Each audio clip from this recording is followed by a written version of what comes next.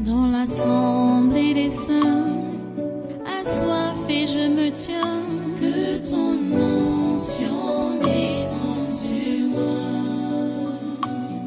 Conscient que mon destin est dans le creux de ta main, que ton onction descende sur moi. Je suis disposé, assoiffé, que ton onction descende sur moi. Je suis disposé, assoiffé,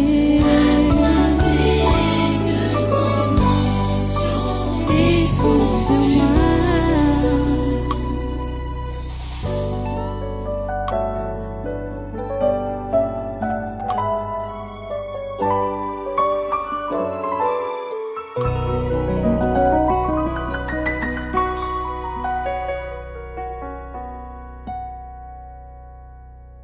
Alléluia. Reste un peu debout et reste encore debout et prends ta Bible. Prends ta Bible. Prends ta Bible et ouvre avec moi dans 1 Samuel. 1 Samuel chapitre 8. 1 Samuel chapitre 8. Garde cette page-là pendant que je vais un peu introduire, parce que nous sommes à la suite de ce qui a été enseigné, de ce qui est enseigné depuis et qu'on a continué jeudi passé. Je vous disais jeudi que j'aimerais parler aujourd'hui, j'aimerais vous montrer aujourd'hui les privilèges qui étaient ceux de David. David avait des privilèges. David, roi. Mais il n'a pas mis en avant les prérogatives de sa royauté. Ce n'est pas ça qu'il a mis en avant.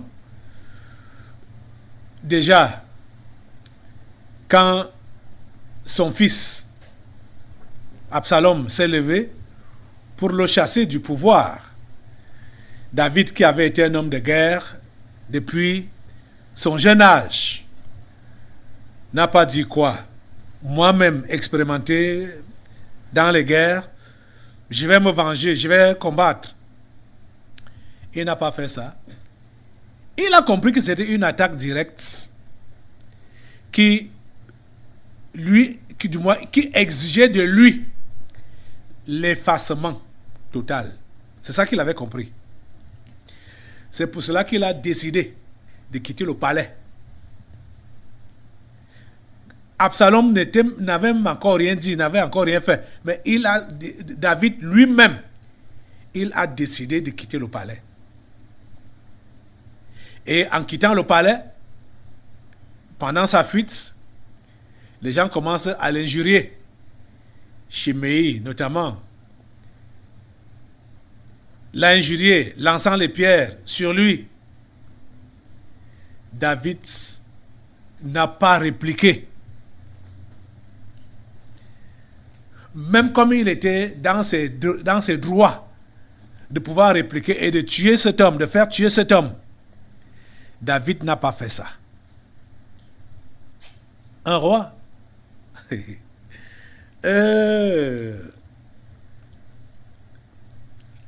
Un roi. Mais un roi pas comme les autres.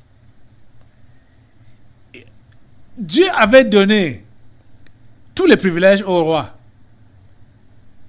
Il avait donné tous les privilèges, mais David n'a pas utilisé, du moins n'a pas usé de ces privilèges. Parce que David était un pauvre devant Dieu. Donc, même étant assis sur le trône d'Israël, ayant tous les privilèges, David se voyait toujours comme un pauvre. Et il a régné comme un pauvre sur Israël et a fini sa vie comme un pauvre sur Israël. Parce qu'il ne voulait pas que l'Esprit de Dieu le quitte. Parce que dès que tu as décidé de quitter la mentalité du pauvre, tu as également décidé de chasser l'Esprit de Dieu de ta vie. C'est de ça qu'il est question. Je vous dis la pure vérité. Ma prière est que ce message descende dans les esprits, dans vos esprits, et que vous puissiez demeurer enfant de Dieu, serviteur de Dieu, servant de Dieu, jusqu'à la fin de vos jours, afin que vous puissiez vraiment accomplir ce pourquoi Dieu vous a donc sauvé. Allons donc dans 1 Samuel chapitre 8, comme j'ai dit. Pendant que vous êtes debout là, prenez ça, ouvrez-la. Nous allons lire comment Dieu lui-même, quand Israël a demandé un roi, Dieu lui a dit que voici ce que le roi aura comme privilège sur toi. Israël a dit, malgré ça, nous voulons un roi. 1 Samuel chapitre 8. Lorsque Samuel devint vieux, il établit ses fils juges sur Israël. Son fils premier-né se nommait Joël et le second Abijah. Ils étaient juges à Beersheba. Les fils de Samuel ne marchèrent point sur ses traces. Ils se livraient à la cupidité, recevaient des présents et violaient la justice. Tous les anciens d'Israël s'assemblèrent et vinrent auprès de Samuel à Rama. Ils lui dirent, « Voici tu es vieux, et tes fils ne marchent point sur tes traces. Maintenant, établis sur nous un roi, pour nous juger, comme il y en a chez toutes les nations. » Samuel vit avec des plaisirs qu'il disait, « Donne-nous un roi pour nous juger. » Et Samuel pria l'Éternel. L'Éternel dit à Samuel, « Écoute la voix du peuple dans tout ce qu'il te dira, car ce n'est pas toi qu'il rejette, c'est moi qu'il rejette, afin que je ne règne plus sur eux. Ils agissent à ton égard comme ils ont toujours agi, depuis que je les ai fait monter d'Égypte jusqu'à ce jour. Ils m'ont abandonné pour servir d'autres dieux. Écoute donc leur voix, mais donne-leur des avertissements et fais-leur connaître le droit du roi qui régnera sur eux. » Samuel rapporta toutes les paroles de l'Éternel au peuple qui lui demandait un roi. Verset 11. Il dit, « Voici quel sera le droit du roi qui régnera sur vous. Il prendra vos fils et il les mettra sur ses chars et parmi ses cavaliers, afin qu'ils courent devant son char. Il s'en fera des chefs de 1000 et des chefs de 50, et il les emploiera à labourer ses terres, à récolter ses moissons, à fabriquer ses armes de guerre et la tiraille de ses chars. Il prendra vos filles pour en faire des parfumeuses, des cuisinières et des boulangères.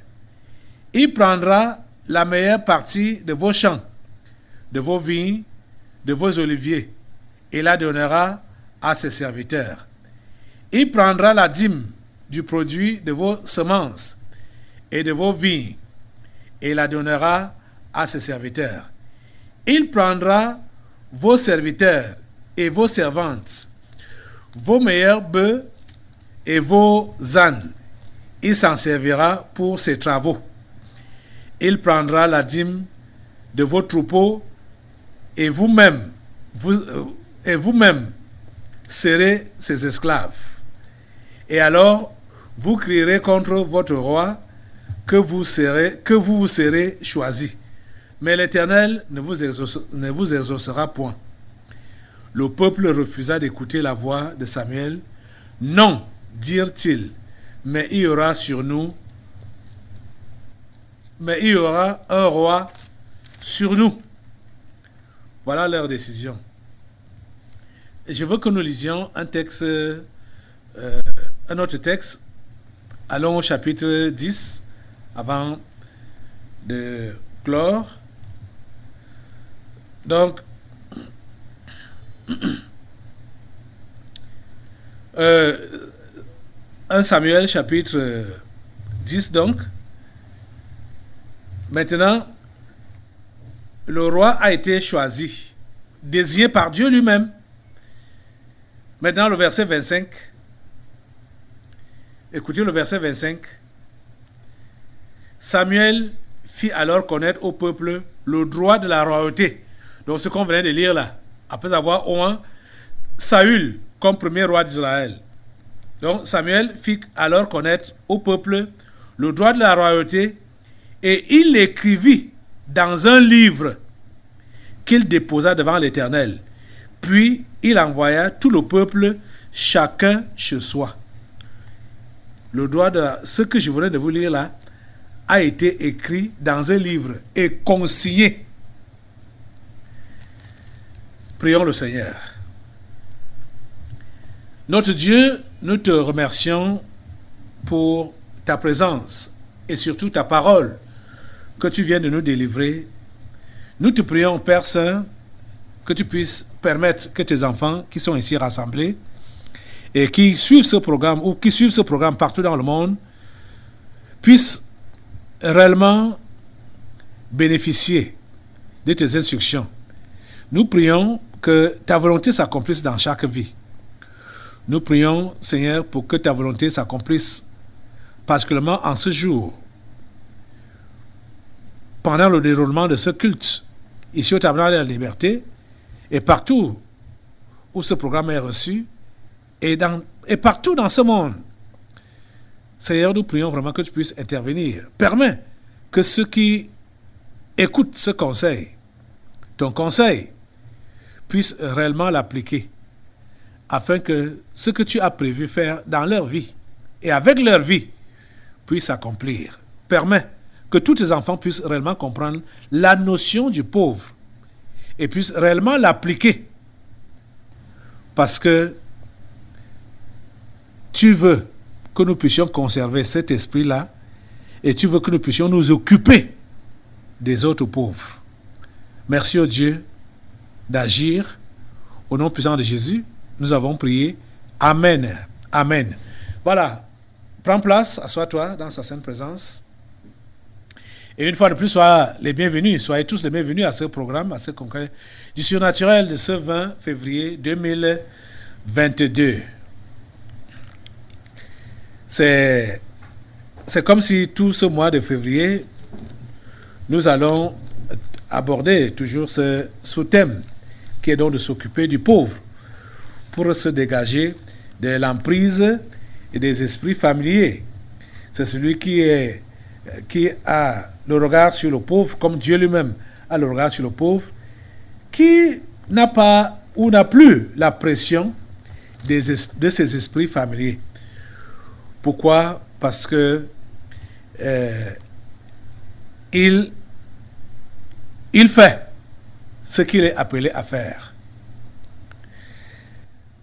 David est l'un des exemples patents du pauvre. Et aujourd'hui, j'ai donc voulu vous montrer que le pauvre David était vraiment un pauvre exceptionnel. En tant que roi, mais il était vraiment un pauvre exceptionnel. Parce qu'il avait tous les privilèges de roi, mais il n'a pas usé de ses privilèges de roi parce qu'il voulait conserver l'Esprit de Dieu. Il voulait conserver l'Esprit de Dieu en lui.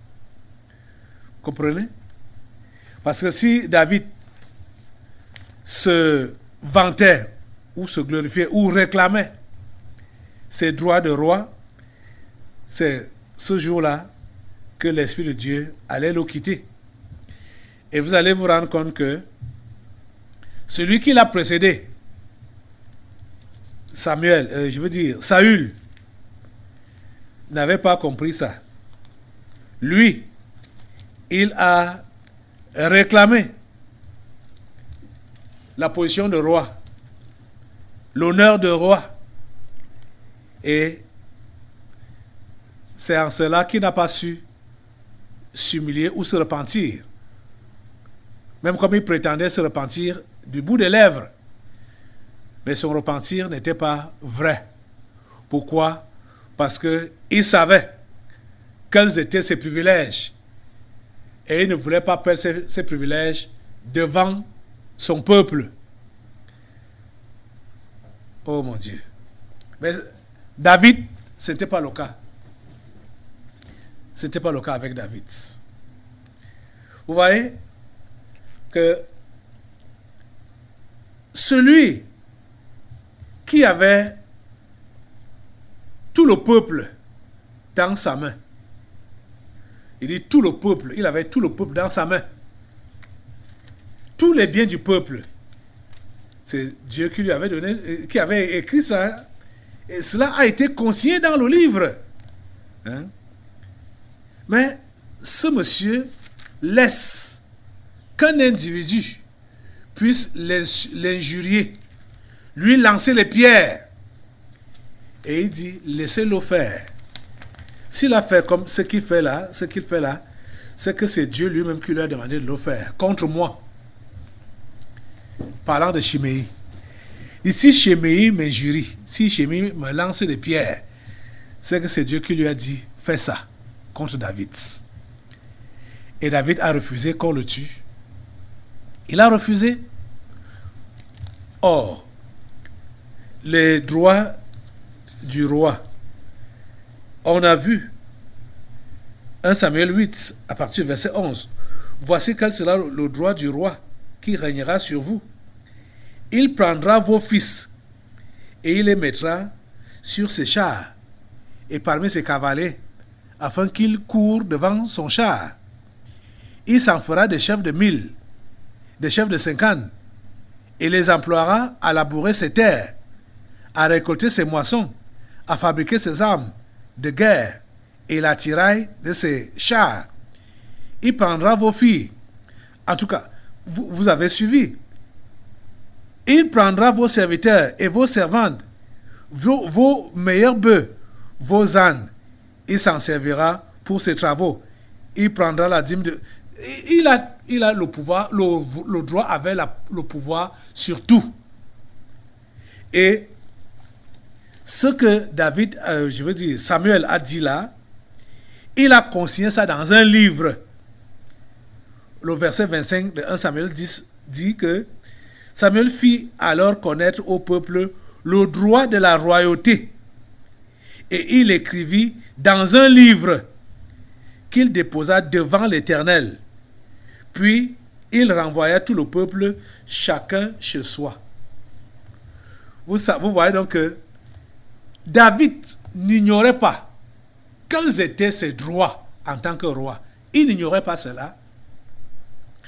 Vous allez donc constater aujourd'hui que les tyrans de ce monde, et c'est ça qu'ils ont copié, hein, ce que Dieu avait dit là, comme droit du roi, c'est ça que les tyrans de ce monde utilisent. Ces privilèges que Dieu avait donnés au roi, c'est ça que les tyrans de ce monde utilisent. Vous comprenez? Et nous pouvons comprendre pourquoi ils ne peuvent pas avoir l'Esprit de Dieu. Dans le passé, quand certains faux prophètes racontaient les histoires telles que ils ont évangélisé tel président, il s'est converti, ils ont baptisé tel président, machin, tout ça là. Mais on le voit, je parle surtout des présidents africains. Hein.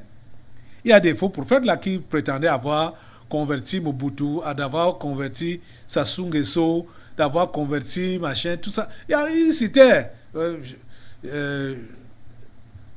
beaucoup de présidents africains qui ont été convertis, mais quand vous voyez ces gens-là, qui est converti parmi eux, qui est converti, même ceux qui sont encore en vie maintenant là, il est vrai que certains sont déjà morts, Mobutu ne s'était jamais converti.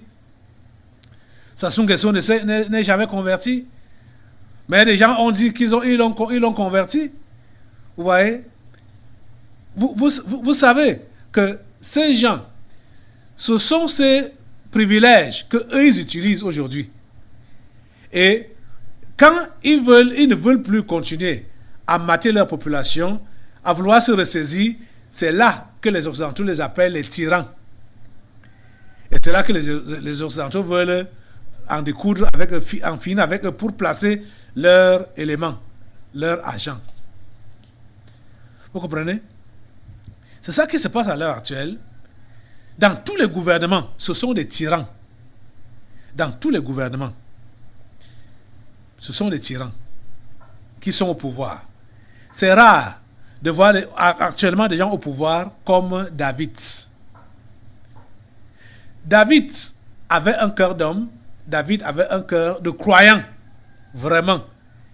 Pas seulement le cœur. Et dans ses actions, tout démontrait qu'il avait la crainte de Dieu. C'est pas pour rien que Dieu l'a appelé un homme selon son cœur. Un homme selon le cœur de Dieu. David n'était pas un tyran. Vous voyez? Et il n'a pas usé des privilèges que la royauté lui conférait ou lui donnait. Il n'a pas usé de ces privilèges-là parce qu'il ne voulait pas se défaire de l'Esprit de Dieu. Il voulait conserver l'Esprit de Dieu.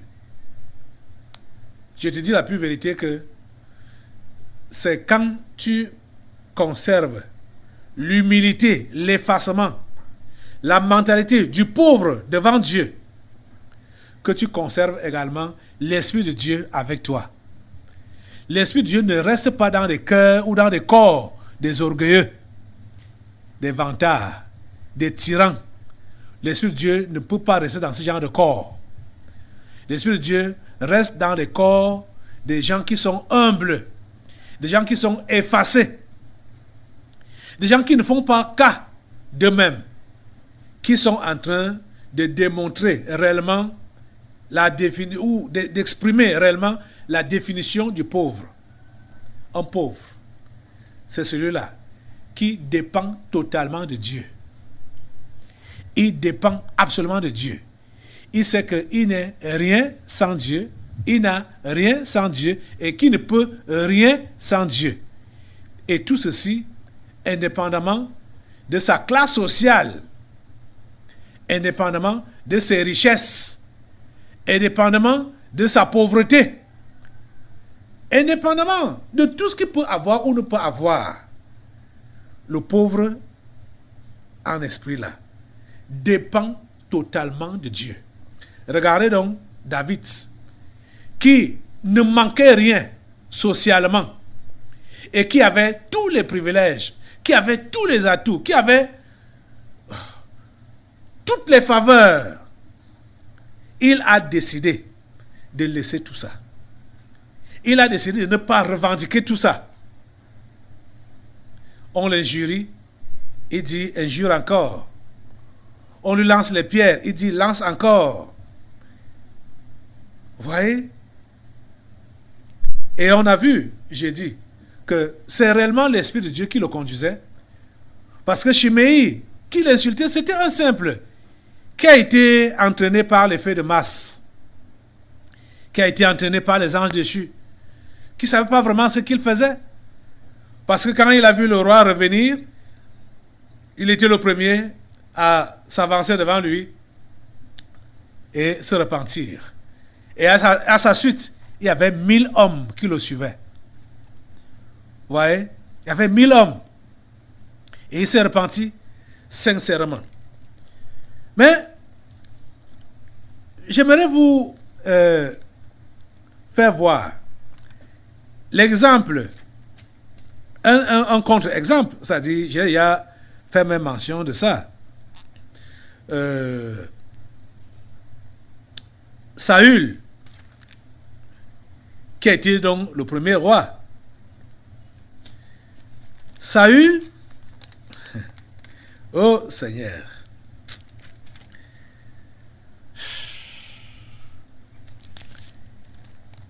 Et il a désobéi à Dieu.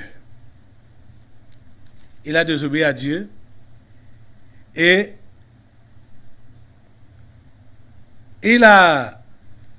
quand le prophète Samuel vient pour lui faire comprendre que tu as désobéi et que je ne peux plus être avec toi, je ne peux plus m'associer à toi, il prétend qu'il se repent, il prétend qu'il confesse. Mais c'était du bout des lèvres. Parce que il mentait, il ne voulait pas dire la vérité.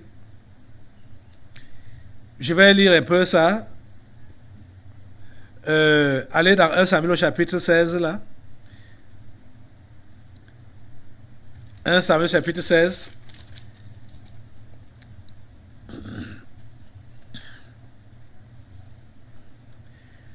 À partir du verset 10. 1 Samuel chapitre 16, à partir du verset 10. L'Éternel adressa la parole à Samuel et lui dit: Je me repens d'avoir établi Saül pour roi, car il se détourne de moi et il n'observe point mes paroles. Samuel fut irrité et il cria à l'Éternel toute la nuit.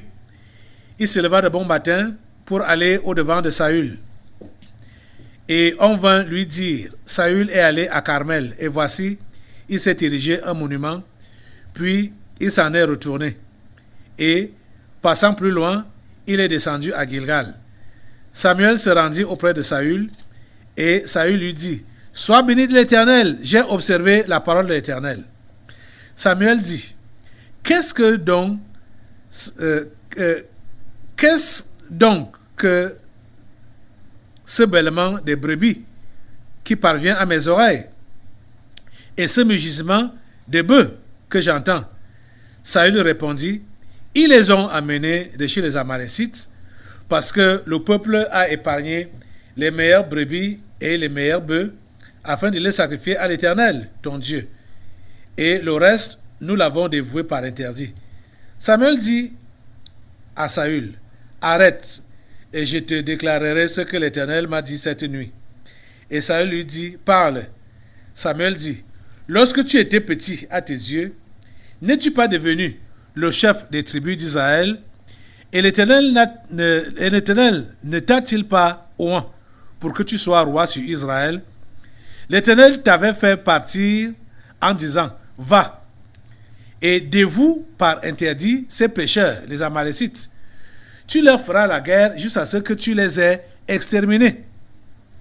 Pourquoi n'as-tu pas écouté la voix de l'Éternel? Pourquoi t'es-tu jeté sur le butin et as-tu fait ce qui est mal aux yeux de l'Éternel?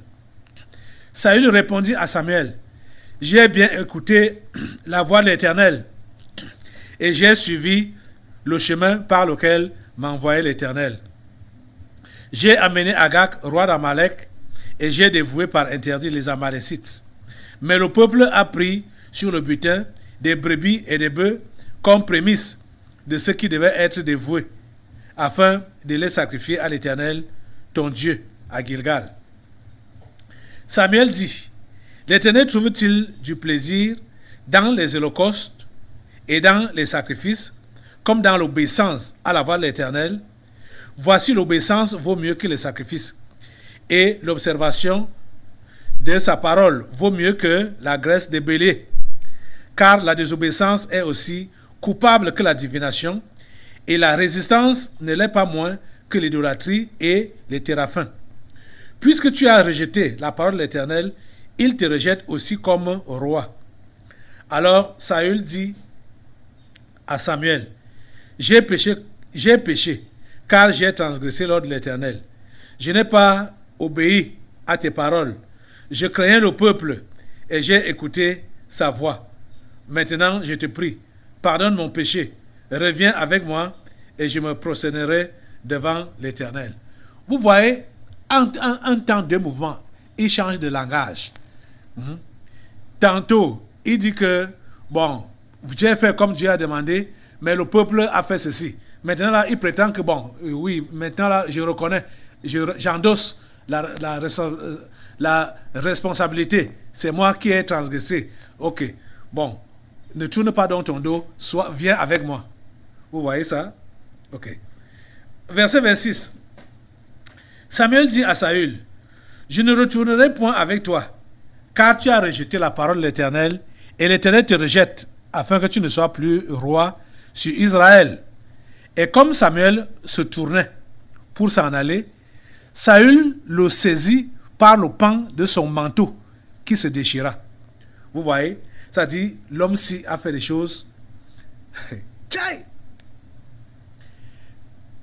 Quand le prophète a tourné le dos, il attrape que tu ne pars pas.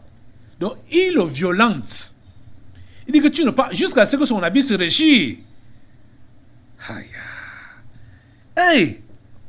Vous voyez, les gens qui n'ont pas la crainte de Dieu, les gens qui n'ont pas le respect de Dieu, les gens qui ne sont pas humbles, ces gens-là ne supportent pas l'humiliation. Parce que pour Saül, c'était une humiliation.